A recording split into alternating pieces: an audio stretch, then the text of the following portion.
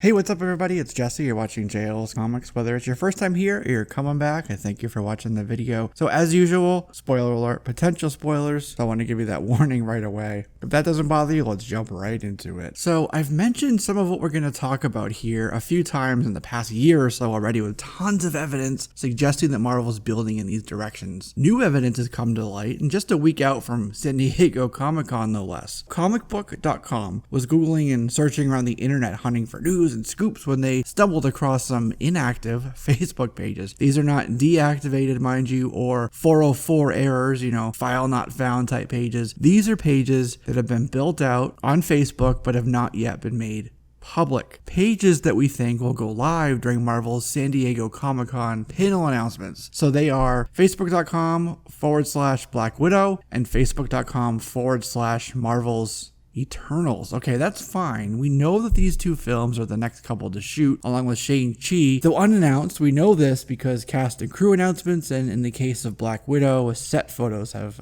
come out. I even made a whole video on that. You can check that out here on the channel. But that's not why we're here. Comicbook.com dug a little more deeper and uncovered 3 additional Facebook URLs following the same format, getting the same error messages. Facebook.com/Dark Avengers, Young Avengers Official, and Marvel's Ironheart. None of these are entirely surprising, especially Young Avengers. From Cassie Lang to Kate Bishop to Harley Keener and even Monica Rambeau, the MCU has been building its next generation of heroes for many movies and the past couple of years already. I actually made a video on this recently. Also, Mindy Kaling is pushing for Ms. Marvel's MCU debut as well. She said Disney Plus would be perfect. More on that in a moment. The Dark Avengers were a team led by Norman Osborn after Tony Stark was taken off the board. Perhaps that'll be the job of Justin Hammer. Mind you, S.H.I.E.L.D. did become Hammer, which would be fitting for Justin Hammer, and it's he who stepped into the vacuum created by the world lacking its Iron Man, and he called himself Iron Patriot, thereby filling the void created by Tony's passing. But it gets more interesting. The third URL was for Ironheart, Riri Williams. Just about a year ago, a script for Ironheart was read by The Blacklist, and they said Ironheart by Jada Rodriguez was one of the best scripts our readers read last week. And to make it clear, this is about Marvel's Ironheart. The synopsis, you can see it here, mentions Tony Stark specifically. If you're not familiar with The Blacklist, it's not the James Spader show. The Blacklist is an annual list of scripts that are the year's favorites that have yet to be produced. The scripts are read by studio execs and C-suite level production professionals. So Ironheart is named Riri Williams, and after a comic book event called Civil War II, Riri Williams was introduced by comic book writer Brian Michael Bendis as a replacement for Tony Stark as the new Iron Man. Perfect timing, right? Despite being 15, she's a genius, enrolled at MIT, and she actually built a new Iron Man suit in her bedroom, well, with stolen parts, but she did it. She was part of a new wave of characters that replaced legacy characters with the famous monikers, like Jane Foster as Thor, Sam Williams as Captain America, Amadeus Cho as the Hulk, Miles Morales as Spider-Man, the list goes on. Most of these characters, despite being met with pushback after being announced that they were taking over, have evolved into their own identities as the old heroes have returned to their rank and to their monikers. Riri Williams, for example, went from Iron Man to Ironheart now that Iron Man's back. Amadeus Cho went from Hulk to Brawn. Jane Foster, well, she's trying out different names, I guess, but Riri is now fully Ironheart. Even Robert Downey Jr.'s voiced his support for her and her potential adaptation. In June of 2019, Robert Downey Jr. was speaking at the Gene Siskel Film Center's Renaissance Gala in Chicago. He was actually introducing Eve Ewing, who writes the Ironheart comic book,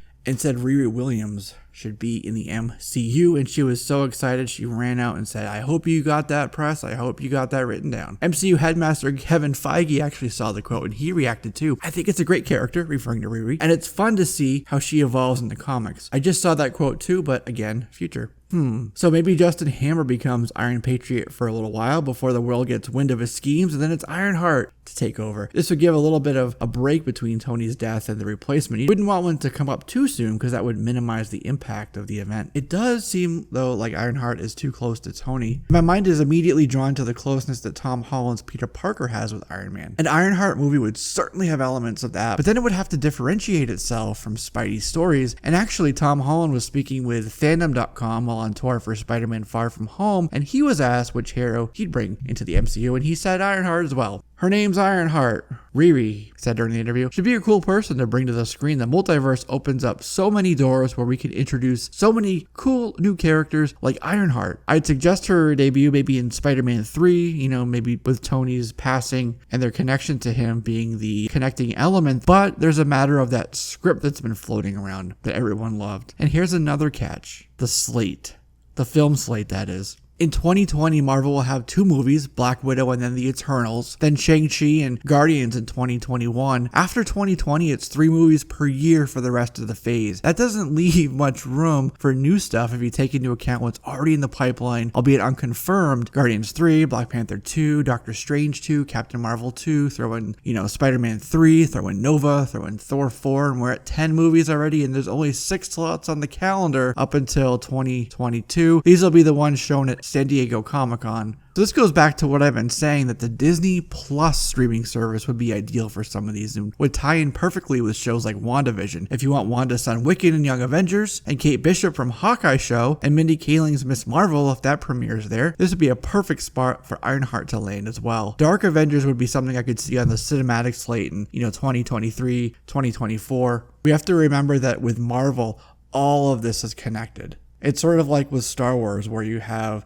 the comic books and the novels and the movies and now the TV shows. It's all canon. It all plays one large story. Same with Marvel. You have the movies, you have Disney Plus, you have Hulu, you have Agents of S.H.I.E.L.D. It all is part of the same story. Even the Netflix, while ancillary, are still part of that one overall story. So that's all I have. I want to know what you think. Go ahead and leave your comments and ideas in the comment section down below. We'll continue the conversation there. If you like content like this and haven't already done so, don't forget to like the video, subscribe, turn on your notifications, make sure that your push notifications are on your phone as well, so that you can be part of this conversation and all of our conversations, new and old. I'm Jesse. This is JLS Comics, and I'll see you soon.